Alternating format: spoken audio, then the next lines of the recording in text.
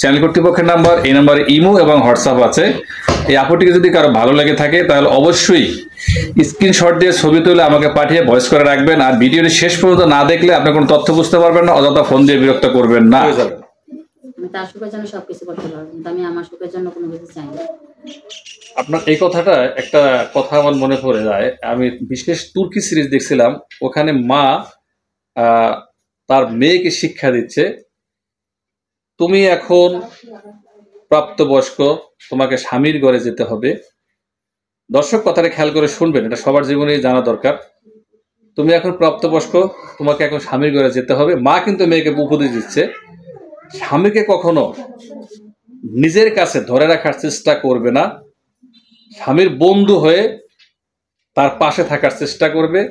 সে যদি ঘোড়া দৌড়ায়, তুমিও পার্শ্ববর্তী একটা ঘোড়া নিয়ে তার পাশে পাশে দৌড়াবে, তাকে দৌড়াতে কখনো বাধা দিবে না। পুরুষ হলো এমন জাতি, কখনো লাগাম পরিয়ে রাখা যায় না।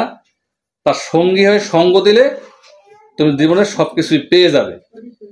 এই তুর্কি সিরিজের এই কথাটা দ্বারা যেটা বোঝানো হয়েছে, যে পুরুষের জীবনে একটা নারীর উপস্থিতি সঙ্গী হওয়া উচিত, তার সঙ্গ দেওয়া উচিত, কখনো যেন বাধাগ্রস্ত না করা হয় জীবনকে। তাহলেই কিন্তু, যেটা আপনারা বলেন যে রশি টাইট দেওয়া ঠিক না, তুর্কি সিরিজে আরো অনেক ব্যাপকতা আছে, কিন্তু সংক্ষিপ্ত কথা যতটুকু বোঝানো সম্ভব অতটুকুই বলছি।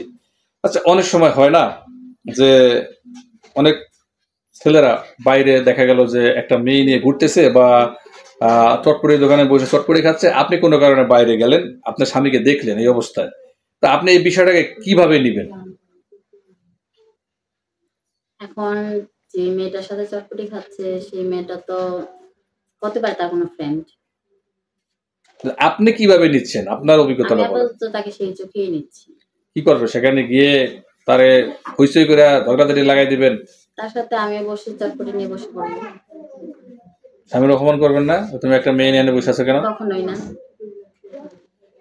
অনেকেই কিন্তু জিনিসটা মেনে নিতে পারে না। এই কারণে কিন্তু বাংলাদেশে সংসার ভাঙার অনেক নজির আছে।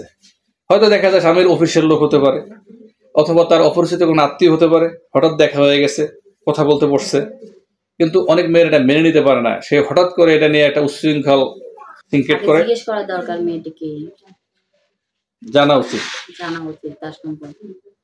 একজন সম্পর্কে না জেনে বুঝে তাকে কিছু বলা ঠিক না। একদম দায়িত্বশীল মেয়ে হিসাবে আসলে এটাই করা উচিত বলে আমিও মনে করি। যাই হোক আপু,